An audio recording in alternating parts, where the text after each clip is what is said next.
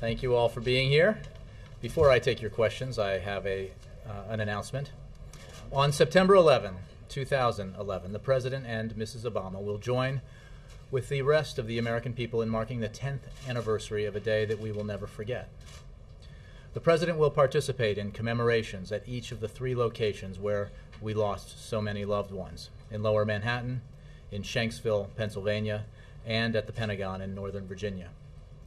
Throughout the day, he will pay tribute to those we lost, honor the Americans who responded on that day and who served in harm's way over the last decade. He will underscore the strength, resilience, and unity of the American people. Further details about the President's schedule will be announced in the coming weeks. On September 10th, the day prior, the Vice President will attend the dedication of the Flight 93 National Memorial in Shanksville, Pennsylvania. Further details about the Vice President's plans will also be announced in coming weeks. And with that, I will take your questions. Ben Feller of the Associated Press. Thank you, Jay. On the debt legislation, when does the President plan to sign it? I assume as soon as possible. And how do you plan to let us know? You don't think he should just wait for a few days? No. Yes, as soon as possible. I'm sure we will let you know.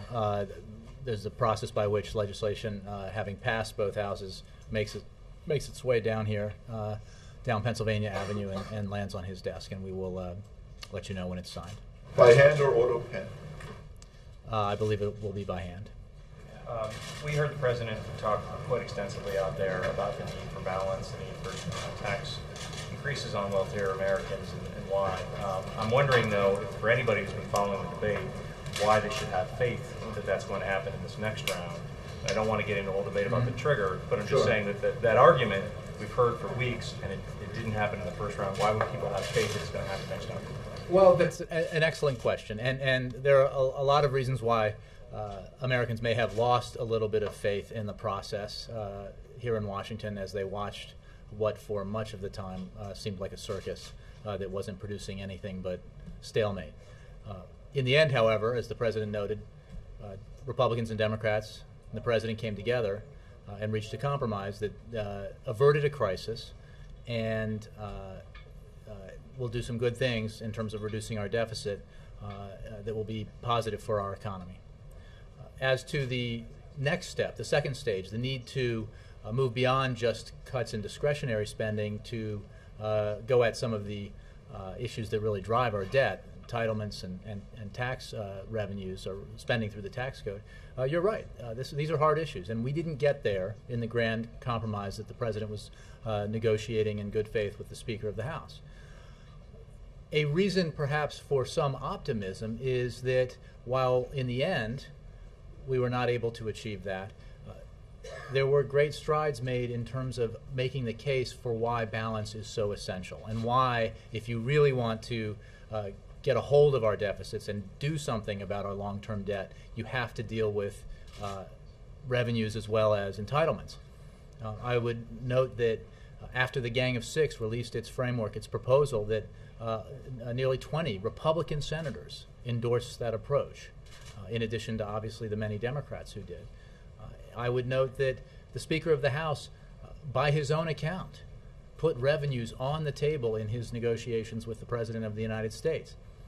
There are many other voices in the Congress and certainly outside of the Congress that recognize, on the Republican side, that recognize the need to take a balanced approach. I noticed in a statement that Senator Graham made just today, probably in the last hour or two, where he said that he certainly thinks we can close loopholes and deal with things like itemized deductions in the name of reducing the deficit. So it doesn't mean it will be easy, but we do have a mechanism in place through the super committee, the so-called super committee, special committee that will be set up by this legislation, and through the incentive placed on Congress by the so-called trigger to hopefully reach a situation where Congress will recognize that the best way to tackle this problem, really the only fair way to tackle this problem, is by approaching it with balance.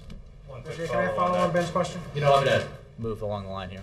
One quick follow on that committee you just mentioned. We're already hearing some rumblings from Republicans that they won't pick members who are inclined to go for tax increases. My question is, does the President indirectly, in your view, have any say over who gets picked for those committees? Will he try to have some say? Well, the authority is vested, if you will, in the leaders of Congress to appoint these members, bicameral, bipartisan membership of the committee. The president will obviously has made his opinion known and will make his opinion known that it's important to take this seriously and to appoint members who will try to get to a product that can emerge from the committee and get a yes vote from Congress. And balance is required to achieve that. And this is not to decide otherwise, to stack the membership with folks who don't want to get anything done. You might think is a fine political tactic if there is no consequence to that. But there is, obviously, which is the very onerous actions that would be forced on the Congress by the sequestration, forgive me for using that word, but by the triggers. So we hope and believe that there will be pressure on Congress to take this seriously, on the leaders to appoint members who take it seriously, and who respond not just to what we say, but what the American people are saying, what some of the very Republicans that I just mentioned are saying, which is that if we are serious, as many people claim they are, about getting our deficits under control and doing more than just cutting discretionary spending, then we have to approach these big thorny issues, entitlements and revenues. And the way to do that is through the committee. Yes? Jay, you mentioned yesterday extending the payroll tax, and the president alluded to that in his statement today as well. How do you expect to do that with this Congress? How do I expect to get this Congress? How do we expect to get this Congress to pass a tax cut? How do you expect to get this through the Congress? Well, I don't have a legislative strategy to lay out to you. The Congress obviously acted to extend the payroll tax cut last December for this year. That decision has resulted in $1,000 extra in the pockets of every American, a typical average American family. That's obviously a very positive thing for those families as they deal with making ends meet, and for the economy, because that money that they spend, that extra money that ends up in their paychecks, by and large gets spent and put back into the economy, which helps generate jobs and business, and that's very important. So I think the same arguments that made it compelling last year will make it compelling this fall when the president takes up that case again. But do you see bipartisan support for doing that? I think we expect there will be bipartisan support for doing that, yes. The president mentioned in his comments just now that he'd be speaking about more measures to help businesses hire and expand. Mm-hmm. Can he give us a clue? Well, I'll let him do that. I think he will certainly be talking a great deal about the need to grow our economy and increase hiring, create more jobs, and that'll be something you hear a lot about from him in these coming weeks and months. But if you had more measures, wouldn't we have seen them by now? Are there big new measures that you have planned? Well, that suggests that every idea you have on day one and you implement on day two, and obviously that's not the case. And we have a dynamic, changing situation both in the economy and in our politics, and so you're constantly thinking about and putting forward new ideas to address this number one priority, which is growing the economy and creating jobs. So no, I think the answer to that is no, and we will have more ideas to put forward. He also mentioned very clearly about the things that are already up on Capitol Hill that can be acted upon immediately in terms of the trade deals that have already been negotiated that will support or create something like 70,000 American jobs, the need to get patent reform through to allow to free up, cut some red tape and free up innovation, and then obviously a measure that we believe will have bipartisan support to create an infrastructure bank to leverage public loans to private sector companies that want to help us rebuild our bridges and highways and airports. So these are things that Congress can act on either right away or very quickly after they return from recess, and we look forward to them doing that. After this big bipartisan struggle we've seen over the last weeks and months, that trying to get Congress to pass an extension of unemployment benefits, which Republicans will probably call more stimulus, and possibly the payroll tax cut as well, is going to be a hard sell. Look, I don't think there's anything that we assume is an easy sell in Washington, because these are tough issues. But we believe there will be bipartisan support for doing the absolutely right thing, which in this case is extending a tax cut for working Americans that will help them deal with high energy prices, but will also give them more money to spend, which in turn spurs economic activity, allows businesses to make decisions to hire more people, and has a very positive effect overall on the economy. So, we need to do everything we can in Washington to make sure that we're taking measures that help the economy and help Americans and help them find work. Now, as the President said, it should not take a crisis to get us to come together to do the things that we need to do to help the economy. And he looks forward to further bipartisan cooperation in the coming weeks and months. Jay? I couldn't help but notice the President's tone in his remarks. He seemed a little disgusted with Washington, D.C. And no, you don't think that's fair? I think that the American people rightfully were appalled by some of what they saw. The willingness to even hint at the possibility of allowing the United States to default for the first time in its history in order to advance specific agenda items that had already been rejected by a majority in Congress and certainly a majority in the American public. Now, the fact is that in the end, as we calmly predicted would be the case, cooler heads prevailed and compromise was achieved. The frustration that we all have is that it shouldn't take something this dramatic to force that kind of compromise, because in the end, everyone is here for the same reason, which is to make Washington work in a way that is good for the country and good for the American people. I revised my remarks to frustrated instead of disgusted. Well, I'm not sure that I go ahead and ask your question. You don't take issue with disgusted? No, I do. I think we've expressed our frustration with this process that he has and others have on numerous occasions. Anyway, my question is, the President, has he learned any lessons from this experience that will help him deal with this Congress perhaps any better? And does he accept any responsibility for the quote-unquote service that we've seen in the last month? Jake, I think that this President, from very early on in this process, made abundantly clear his willingness to compromise, his willingness to accept the fact that he would not, in this environment, in this divided government, get everything that he wanted, that whatever the end product would not be the ideal legislation that he as president would have written or the Democrats would have written in the Congress. So I certainly don't think, and I think that this view is shared by a majority of the American people, don't think that he was unyielding or unwilling to compromise. Now, last poll I saw showed that a majority of Americans thought the president needed to compromise more, but they also thought that the Republicans needed to compromise more. Well, I think that reflects a general view of his approach and why people thought that he was certainly more willing and demonstrated his willingness to compromise. So, beyond that, there's a lot of time for after action reports on and evaluations on this process. We through every stage, including the talks led by the Vice President, including the negotiations conducted by the President with the Speaker of the House, approach them in good faith, with a willingness to compromise. And we think that good faith and willingness helped, in the end, allow for everyone to come together and achieve a result that, while not ideal, did avert a crisis and did allow us to make a significant down payment on the need to reduce the deficit. So no responsibility and no lessons yet. You can characterize it however you want, but I answered the question. Yes, There was a lot of bitter language on Capitol Hill yesterday, especially by some liberal Democrats who said things like they felt pickpocketed by Republicans in this deal and that the nation was being held hostage.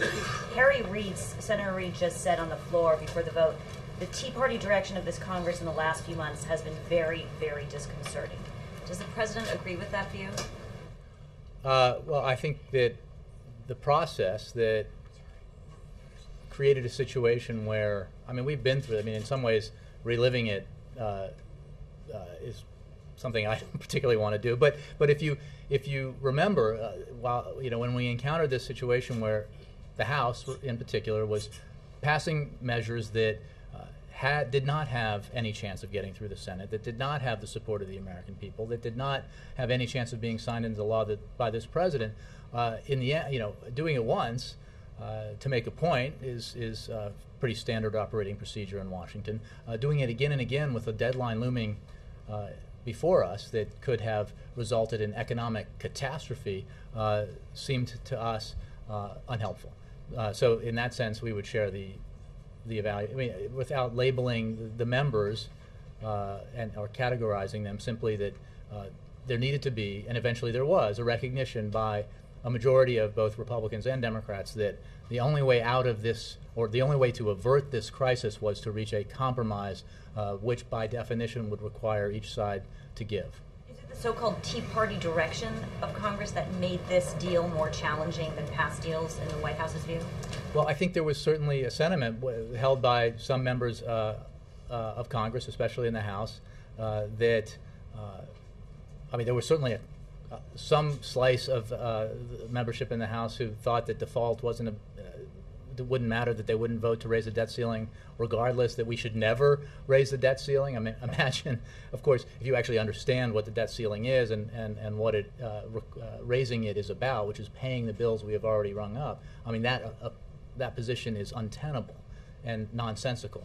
So, again, without categorizing or labeling, those members who held those views that were not helpful to reaching an agreement that was good for the country, it was clearly an impediment to getting to compromise sooner than, a day before the deadline. Yes, Nora. Does the president sign this begrudgingly? No, the president believes, as he said and others have said, that this was, in the end, a compromise that's good for the economy, that averted a catastrophe, that allows us to cut the deficit by guaranteed more than $2 trillion, that does it in a way that protects our vital investments in education and research and other areas that that are the foundation, really, for future job creation, and sets up a process whereby, hopefully, we can come together again and enact the second stage of serious deficit reduction. So while not perfect, it's a lot more than nothing, and it's a lot more than just averting the catastrophe. Did he thank any members of Congress for their votes? I think he, throughout this process, was appreciative to a number of members of Congress for the role they played, for their constructive ideas, for their willingness to accept less than 100%. But I don't know that he's called any members specifically post-vote to thank them. No. Did he? I didn't notice that he thanked them in his remarks today. I'm sorry? He did not. I noticed he thanked the American people, but I noticed that he didn't thank Congress or congratulate Congress on their work. Well, I think the president, there are a lot of things that aren't in speeches. He didn't talk about the weather either. But the fact is that whether he signs it But I think I begrudgingly. answered that question, that no, he believes that it was a suitable compromise, not what we could have done. He, as you've heard him say, is disappointed that we were not able to achieve something bigger, and he fought throughout this process, cajoled, argued, tried to persuade leaders in Congress to go for something big, because, remember, he made the point, and he was correct, that anything less than big would be just as hard as big. And we saw that, didn't we? And we saw how hard getting this done was. And I really think, the president thinks, that a bigger measure that addressed all of these issues at once would have been no more difficult than this ended up being, if there had been the will to put it before the Congress. Finally, does the president share the view of Senator Lamar Alexander that these spending cuts included in this do almost nothing to restructure Medicare or Social Security? What are the long-term deficit drivers? Well, I think that is self-evident in the initial tranche of cuts, because they are limited to discretionary spending, non-defense and defense. The second stage, it remains to be seen. The second stage will, as the special committee gets set up and begins to take on the task of putting forward a proposal. We obviously believe that, and I think most people believe, that the issues that remain to be addressed here are entitlement reform and tax reform.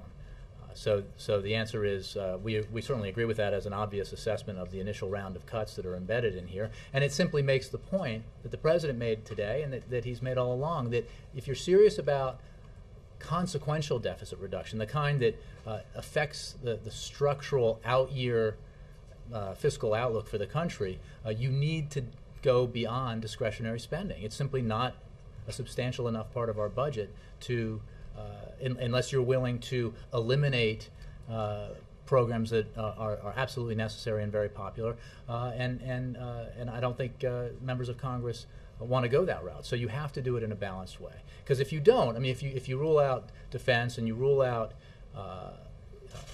revenues, as the House Republican budget did, you have to do drastic things to Medicare, Medicaid, potentially Social Security. And that's not the right approach, we think, for the American people. There were a lot of people inspired by Congresswoman Gabby Gifford showing up for the vote last night. Has the President had a chance to talk to her by phone, or do you think she'll be here at the White House with her husband today? You know, I don't have any scheduling announcements, and I don't believe he has spoken to her by phone, but I can take that. After she was shot in January, there were a lot of people in both parties, especially the President when he went to Tucson, who said, you know, enough with these ridiculous analogies and harmful metaphors and whatnot. And yesterday the Vice President was in a meeting on Capitol Hill where it sounds like some Democrats, maybe even the Vice President, used the word terrorist to describe some Tea Party folks affiliated with the Republican Party, Republican lawmakers affiliated with the Tea Party. Does the President think that's appropriate discourse? No, he doesn't, and neither does the Vice President. I think the Vice President spoke to this and made clear that he didn't say those words, and I think the Congressman in question has said that he regrets using them. A number, I think it was a product of an emotional discussion, very passionately held positions in this debate, but that does not mean that it's appropriate, and it's not. The Vice President doesn't think so. The President doesn't think so. Any kind of comments like that are simply not conducive to the kind of political discourse that we hope to have. Last thing on when you were talking to Jeff about various economic policies that may or may not come up. The President came to office with a philosophy of spending some money to try to get out of the recession. No need to relitigate the stimulus. You were a big part of that in the Vice President's office. There are some who think it works, some who think it doesn't. It did not. But doesn't this debt deal signal that the federal coffers are basically empty, and the President's going to have a really hard time for the rest of this term really coming up with anything dramatic to make this recovery more robust? So what's his message to the American people?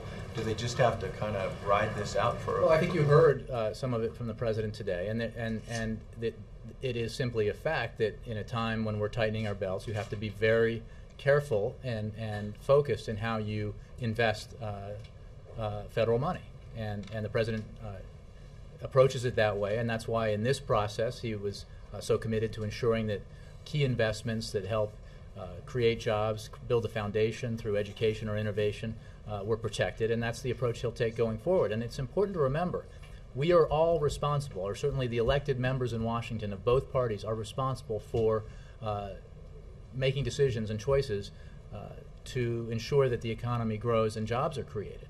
And it is simply not the case by anyone's serious economic analysis that slicing discretionary spending is going to, by itself, ensure that we continue to grow and create jobs. It can be helpful if it's done carefully, and if it's done, if things are phased in a way that is not harmful to growth. It can certainly broadly, if you take those big steps, send a signal to investors that the United States government has its fiscal house in order, and that can have a very positive impact. But there are other measures that the government can and should take, including ensuring that the regulations we pursue appropriately protect Americans, their food and water and air, but do not unnecessarily impinge on businesses, and things like the payroll tax cut that the President talked about today. There are certainly we should not sit on our hands and say there's nothing we can do. In fact, that would be irresponsible, and there are many things this President believes that we can continue to do to ensure that the economy grows. Yes. Going back to Gabby. Let me just say, if I could, the note that Jamie just handed me is that to let you know that the President has signed the bill and was fast. turned it into law. Yes. Yes. Thank you. Going back to Gabby Giffords for a second, what was the president's reaction when she appeared on the House floor last night? You know, I wasn't with him when that happened, so I couldn't say, but I am quite sure that he was as moved by it as anyone who was watching it was. I mean, it was a powerful moment and a wonderful moment, obviously, because of her courage, her bravery, her unbelievable perseverance and through her recovery, her commitment to service. But also it was a testament to the how something like that can bring everyone together after such a contentious debate, and I think that was a great moment.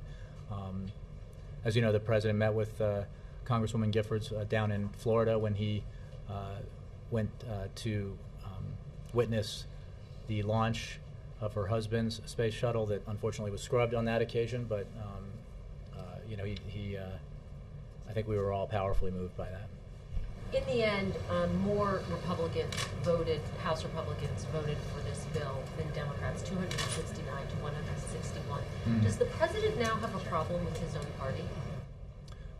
No, I think that we have said from the very beginning that the only way to get compromise legislation through the Congress is to accept the fact that it has to be bipartisan, and that in order to be bipartisan and therefore get votes from both Democrats and Republicans, you'll likely lose votes from Democrats and Republicans on any particular measure. And you know, he's completely understanding and why some members might not vote for it. It's not perfect, but he is gratified by the fact that I think half the House Democratic Caucus and substantially more than half of the Senate Democratic Caucus thought that this was a significantly positive compromise and an essential one because we needed to avert this catastrophe and we needed to get some deficit reduction. One of their chief concerns, obviously, is that there are no new revenues. We can re-debate that without re-debating it. But what was the president's level of frustration that wasn't a part of the final deal? Because that was something he wanted. I think I answered this question a little bit, but the president believed that this was an opportunity to get something truly significant in the $3 to $4 trillion range of savings, deficit reduction over the course of 10 to 12 years. That would only be achievable plausibly if you did it in a balanced way. And that was the approach he took. That was the approach that he argued to leaders of Congress that should be taken. It was certainly the approach he took in his negotiations with the Speaker of the House. He would certainly prefer if that were the legislation he had just signed today. You know, but we don't live in the perfect world that allows for the things that we hope to happen all the time. And when it became clear that there wasn't the necessary political will or commitment to trying to get that through, we absolutely still had to deal with this issue. And the president then became committed to ensuring that the compromise we did reach achieved as significant as possible amounts of deficit reduction, and did it in a way that retained the need for balance as they addressed the bigger issues and moved beyond the initial round of cuts that both sides had long previously agreed upon. And just turning briefly to Somalia, I know we're going to get some information about that today, but can you speak briefly about what the United States is going to do in Somalia? Well, as you know, the United States is I think, the largest donor. Yesterday, the United Nations issued a warning that the famine is spreading, and the situation is getting worse. The UN has updated the number of people affected throughout the Horn of Africa from 11 million people to 12.4 million as conditions spread. The United States remains absolutely committed to assisting the people of Somalia during this time. In the face of the extreme humanitarian needs, coupled with an unpredictable situation on the ground, the U.S. government has issued new guidance to allow more flexibility to provide a wider range of aid to a larger number of areas in need. This new guidance should help clarify that aid workers who are partnering with the U.S. government to help save lives under difficult and dangerous conditions are not in conflict with U.S. laws and regulations. And I think you understand why that is, because al-Shabaab controls so much of the territory, and allowing for this flexibility gives the assurance to these aid workers that they can get that aid to the people who need it and not worry that they're operating in conflict with U.S. laws and regulations. Yes, Karen. Does the president think that this debate and what it exposed about the U.S.'s governing system has done any damage to the U.S.'s reputation abroad, either with investors or other foreign leaders, and does he feel there's a need to reach out or do any repairing in that regard? Well, not that I have heard him express. I think that most folks around the world who are watching this expected Washington to resolve this because it would have been so unthinkable had we not. And while we certainly saw some negative impact caused by this, by the doubt about whether or not the United States would deal with this and avert economic catastrophe by allowing us to default, in the end, the specter of that happening compelled the leaders in Washington to come together and achieve a compromise and to send the signal that Washington will not let the unthinkable happen, and that we will continue to pay our obligations and honor our debt. That's very important. So I think nobody believes it was a good idea to wait until the very end to make it clear that that would happen. We remained optimistic throughout that it would happen. The leaders of Congress of both parties, I think, helpfully reiterated that they believed in the end we would absolutely do this. We would not let our borrowing authority expire and risk default. But there's no question it was a messy process, and the messiness of the process was not particularly helpful. Let me get Carol and then So, I mean, I asked because you guys had said all along, this can't go to the last minute, we can't have debt countdown clocks, and we've had all that now. We did have a number of debt countdown clocks, yes. We still... They got to be off the air now, right? So, I guess does he feel the need to offer some reassurance to the U.S. allies and people? Look, I think that we can say now with great authority that the United States honors its obligations and pays its bills. We remain the safest of safe harbors, and we the action taken by Congress yesterday and today, signed into law by the President moments ago, that extends our debt ceiling through 2012, demonstrates that we will continue to pay meet our obligations and pay our bills, and that is a very good thing. Just one more, if I could quickly. As he moves to the next phase of the deficit reduction battle, talking about jobs, will we see the President employ the calling members of Congress, the tweeting, and all the things that he did in the last week on the debt ceiling to push his agenda? I can't really say what tactics he or we will employ to try to persuade Congress to act on different measures going forward. I mean, I think that it's important you need to make your case, and he will continue to do that in all the ways that he has in the past, and predicting precisely how that will play out is hard to do. You guys felt was successful. Well, it was successful. It absolutely was successful, but it was successful in part because the American public was concerned and paying very close attention to what was happening here. And the data was overwhelming that they were frustrated by the process and wanted Washington to function and to compromise. Yeah. Do you think, my colleague was referring to sort of a dysfunction here, do you think that dysfunction will, in a sense, give U.S. global competitors an edge in the financial marketplace from now on in? I don't, but my opinion on that is probably worth what you paid for it. But look, I think that the United States of America is still the most powerful economy in the world. It is an incredible engine for creativity and innovation, and it has the most smartest, most effective workforce in the world. So we have a lot going for us, in spite of the fractiousness of our politics. Thank you. Mark. Jay, when the president speaks about the government living within its means, does he mean budgets with zero deficits? No, clearly he doesn't. He means that you have to get your deficit and debt under control. We can get very technical about deficit and debt ratios to GDP and why those are so important, particularly when you talk about debt to GDP ratios and getting that trajectory in the right place for the long term. And that's why the only way to do that, to go back to some of these other questions, is to tackle entitlement reform and to tackle tax reform. And when the balanced budget amendments come up in each chamber in the fall, can we expect the president to argue against passage?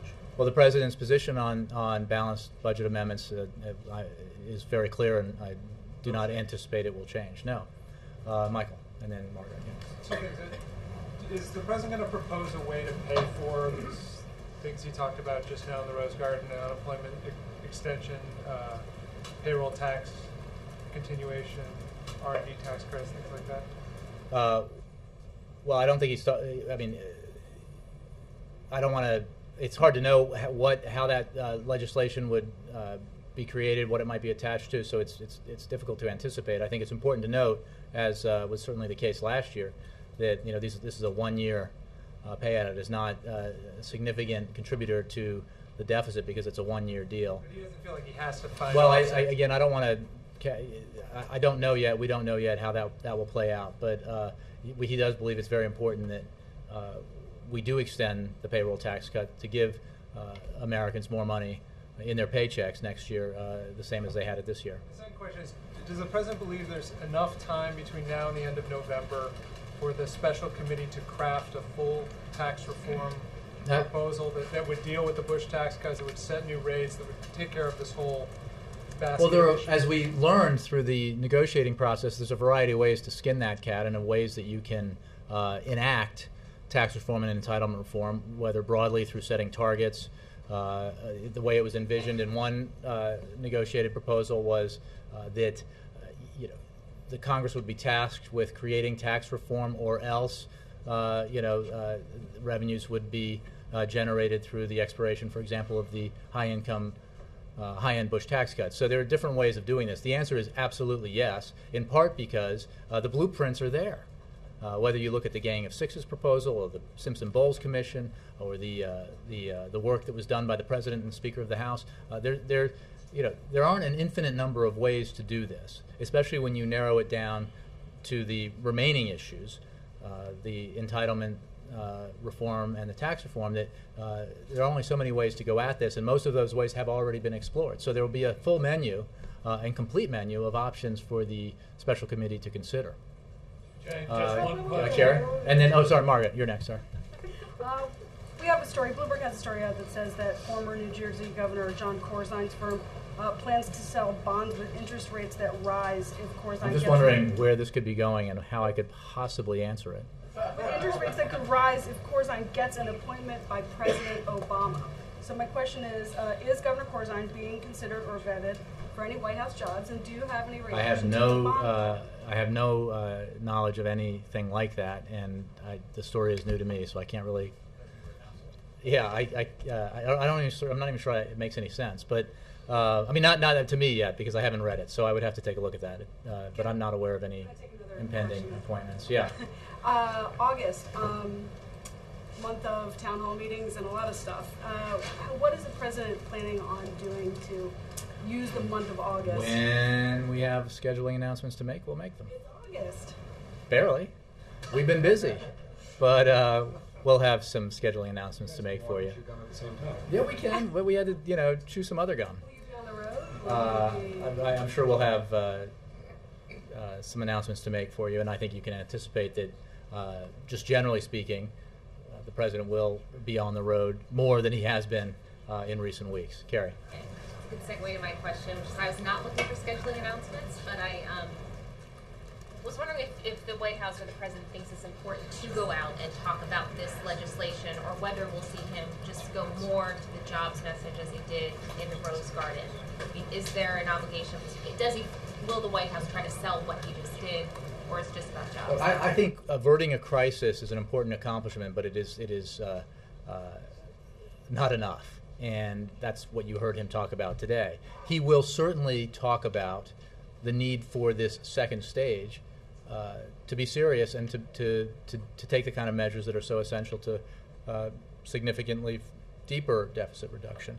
But he will primarily focus, as he always does, on growing the economy and creating jobs. So it will be more about the message in there, which is at this next stage is the chance to do this balance we're talking about, raise the pressure, and make the case for that.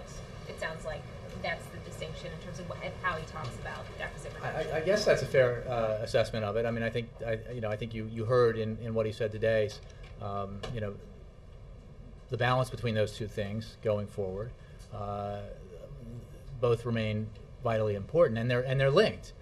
Going about deficit reduction in the right way is conducive to solid economic growth and laying the foundation for a better and bigger economy in the future and more jobs. So, but he looks forward to spending even more time now focusing on specifically on things we can do to grow the economy and create jobs in the near term.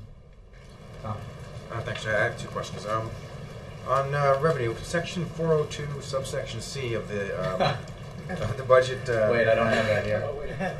Well, the subsection C talks about the expedited procedure in the Senate, but there's a provision in there that says revenue measure. This subsection shall only apply to the House of Representatives if the Joint Committee bill received from the Senate is a revenue measure. Shall not apply. So doesn't that make it significantly harder for a revenue component to emerge from that supercommittee? I haven't read that subsection, but I can assure you that there are no restrictions created in the legislation that limit in any way what the Joint Committee can take up. So I mean, there's no specific targeting of revenue.